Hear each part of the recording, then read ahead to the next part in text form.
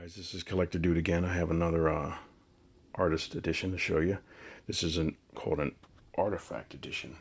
This one's from Daredevil, and it's got Frank Miller's artwork in it. This one's really cool too. I love collecting these. I've said it before. They give me inspiration to come up with ideas of my own, and they give me inspiration to continue to draw when I don't feel like it sometimes. And every artist knows that. Any writer knows that. Or anybody that creates anything, you know that. Sometimes you just, you put it off and you say, I'll do it when I get some inspiration. I'll come up with something that helps you work better. And you just write and write, you draw and draw, you create, you build. But these are awesome to look at just to see what other artists have done over the years. But this is the front of it here. And here's a book to show you kind of like the size of it. I didn't have a Daredevil book from here to show you, but that's like a regular size comic book. That's the director's cut for Forever Evil, but David Finch's artwork. Awesome. But there's the book here for Daredevil, Frank Miller. There's the side of it here from IDW and Marvel. And here's the back of it.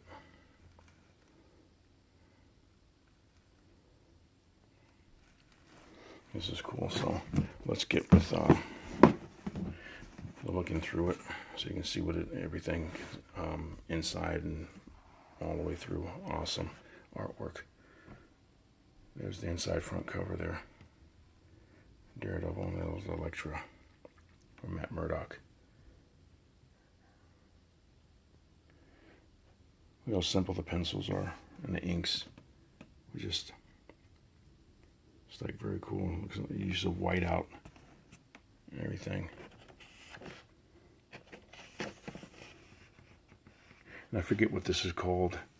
This paper they use to cut out and to leave, like for shading, everything on it. I know one of you guys out there knows what it is, and I know I've seen it before, and I've heard the name of it before, but I can't remember right offhand.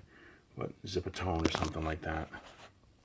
It's very cool. And you see, put the white out on it to add another little bit of effect for the hair flow. But here's, turn the page, get some more artwork there. There he is, leaping down.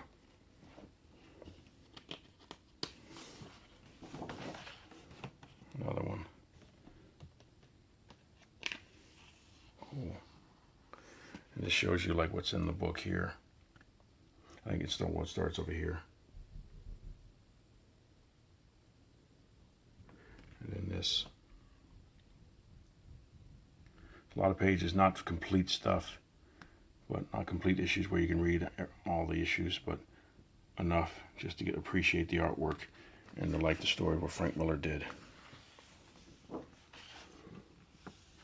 Looks like this is about this edition here. Knocking out bullseye.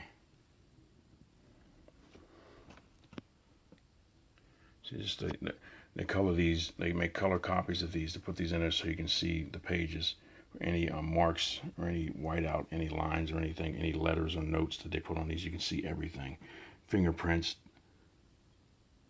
dirt, coffee, pop, whatever it may be that they had. But these are so cool to look at this like this. But I'll scoot back so you can see more of it. I'll start flipping through the pages. This is very cool here. How they glue down the edges and everything, how everything's glued down. You see the original markings and everything. You wonder how it looks so neat when it's done, but it's just, once they make the copy of it, it's just done. Like whiten that out to fix that.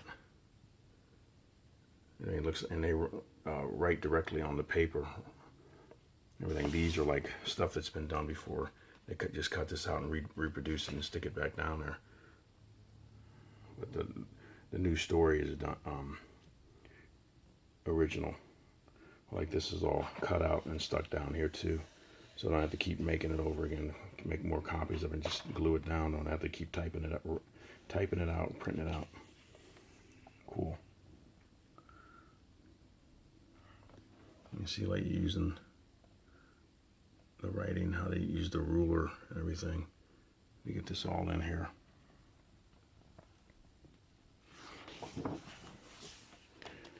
And Electra Nachios.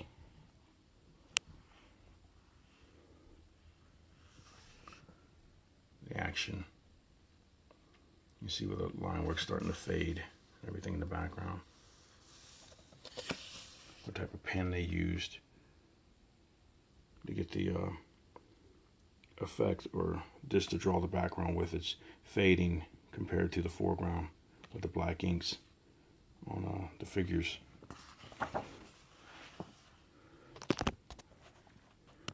Very cool. The whiteout on his sonar that he uses. You see the lines when they try to keep the letters correct, keep them straight. Everything you think that what the letters do, how they keep the letters the same way, like the W's looking all the same. You just got to have an awesome writing. I think there's a tool that you can use to make the letters that way, but actually having to use that, wow. Now compared to what they do now, like now the digital inks, the digital letters, and everything, using Photoshop or something to put everything in it. The coloring is all done differently. It's like, and stuff can get knocked out. Rather simple. If you make a mistake, it's not as dramatic as traumatic as when you actually put the pencil or the pen or the marker or the ink or the color to the paper. It didn't get ruined. You just, or maybe you don't have to white out as much now because you just hit a button and it erases it and you go back in again, which is very cool. Just to see these pages like this. Let me back up and I'll just flip through them now, as I see something really cool.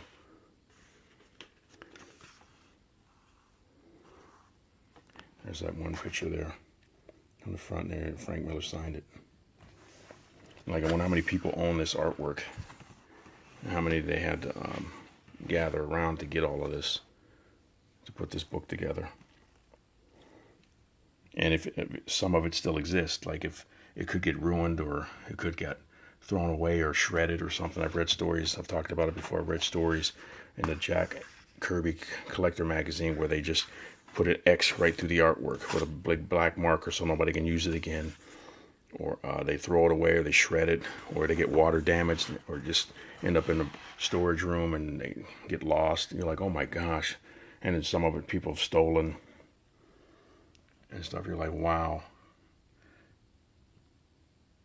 But now they know, I know they do something totally different with the artwork now. It's like precious now, where they take care of it, and they they split it up with the artist and the writer, or the inker, or the colorist. I'm not exactly sure how they divide it like that though, but I'm sure they have something where they work it out. But to get some of these original pages back, I wonder how much Frank Miller owns, or this, or Klaus Janson, if he inks any of these, because he's a big inker of Frank Miller. Or Lynn Varley. I think she did a lot of writing, and I think that's his wife now, Lynn Varley. I think so. Correct me if I'm wrong. But it's just so cool. Look at the taxi. You see, that's cool with the squares and everything in there. Just all the little details. Everything in the zipatone here as well. To show the windows up, everything.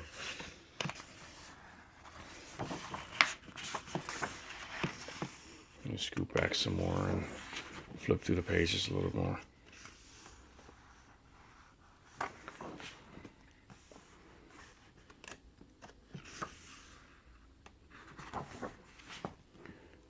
All these are so cool.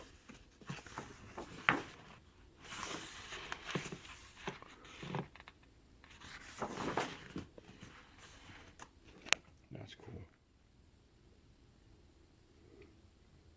You see some of these, and you make prints out of them, or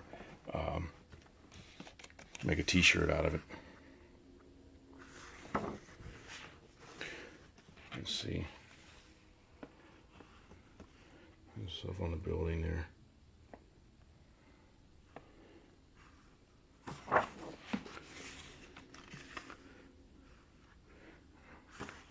flip through it there.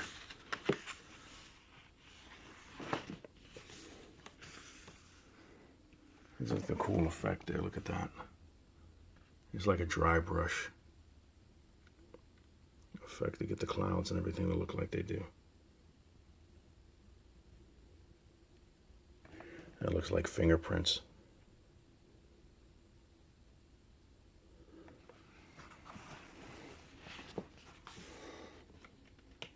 And a stick.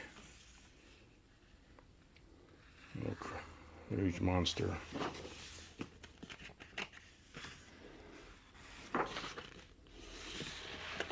Wow.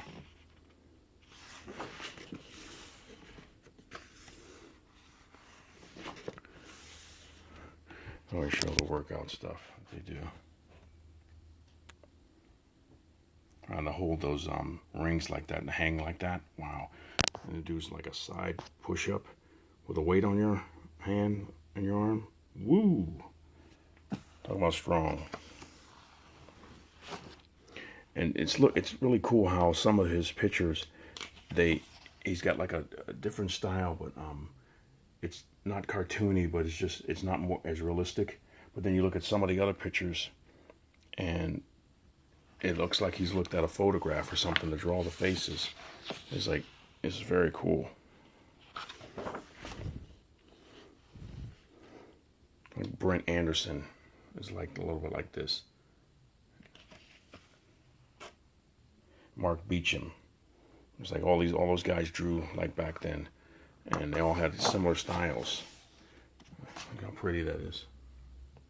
Use the white out to clean her face up and everything. No marks. You get the lips and everything, the eyes. A little white out in the eye to make it brighter.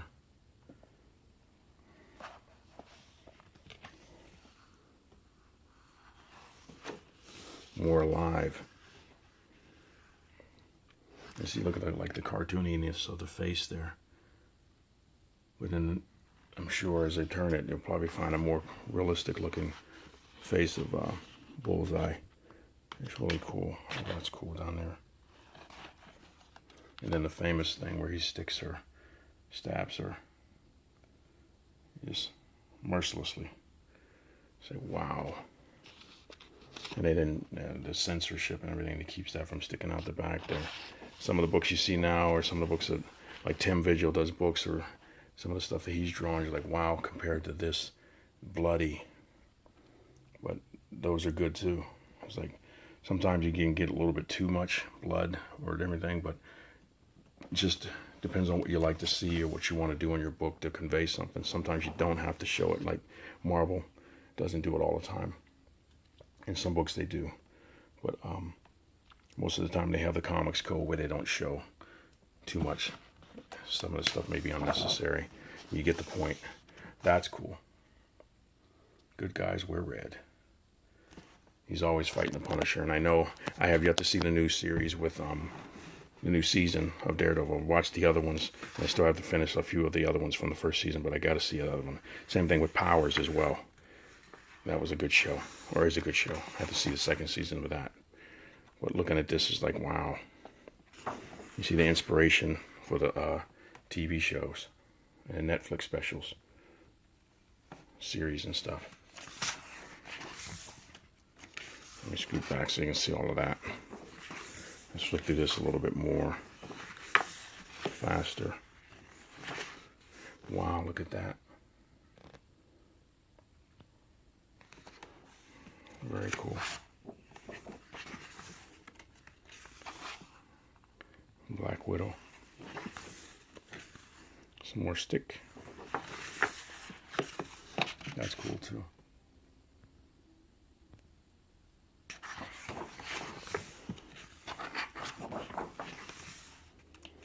Whoa, that's nice.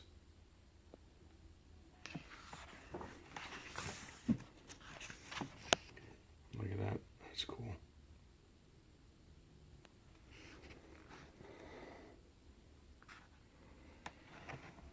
Nice face. I'm gonna flip through again here. And I know the colors on this made her look dead, and then they changed it around. The blues and the white skin and everything. She was dead, like just had no blood in her body. as they colored it, and when she come back to life, her color changed. Maybe you have a color version of the book. I'm sure a lot of you do. I mean, you can check that out. That's cool.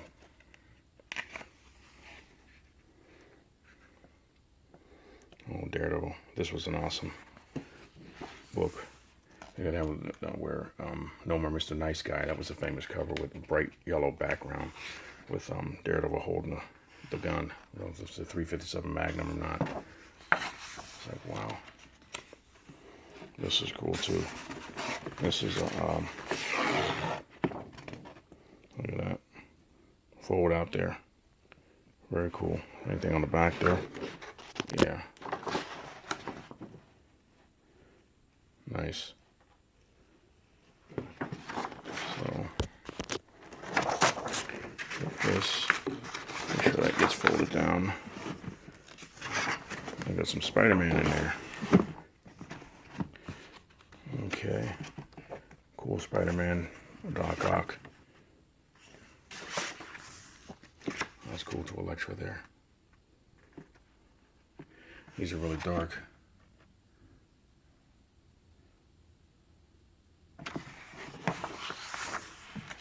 Nice picture.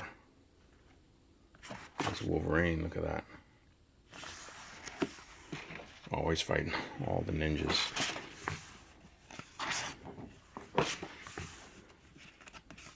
Cool. Punisher and Captain America. Cover there. And just the detail. Look at the detail on that. Wow.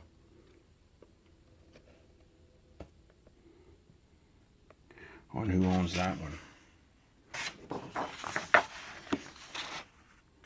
And that's the cover of the book there. See all the lines of the white out to make the white lightning sharper edges on the lightning. On the edges of the rock. Everything. Very cool. And cool, you can see the cutout here.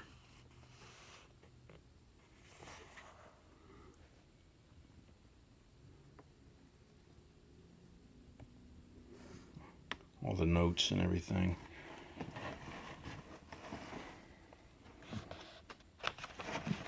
Let's see.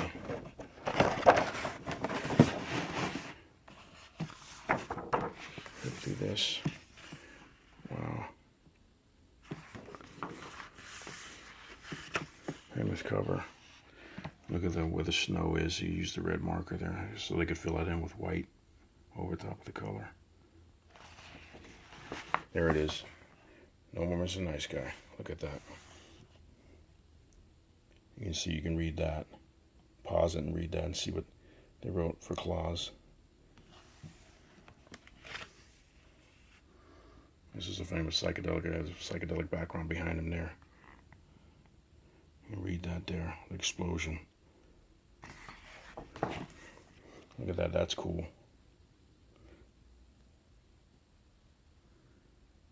It's so cool to see how they do this, the process and everything, to get the person actually maybe to put. For me, there's always never enough notes.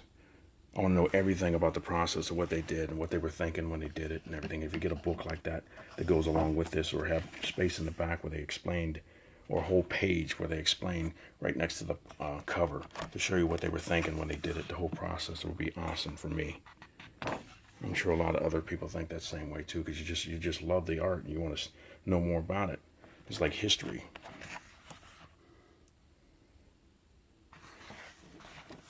Wolverine covers, these are cool. Look at them claws. The lighting's so cool. Here's Spider-Man. This was an awesome cover too. Here's the back here. He's here with Doctor Strange, which I can't wait to see that movie. That's going to be cool.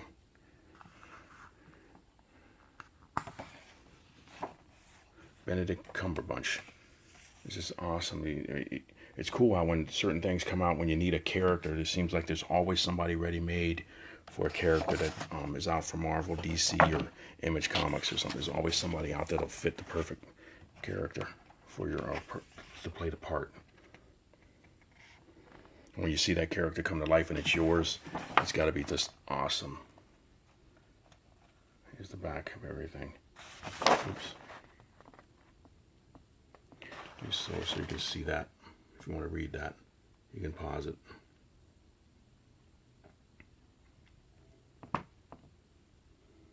That's the inside.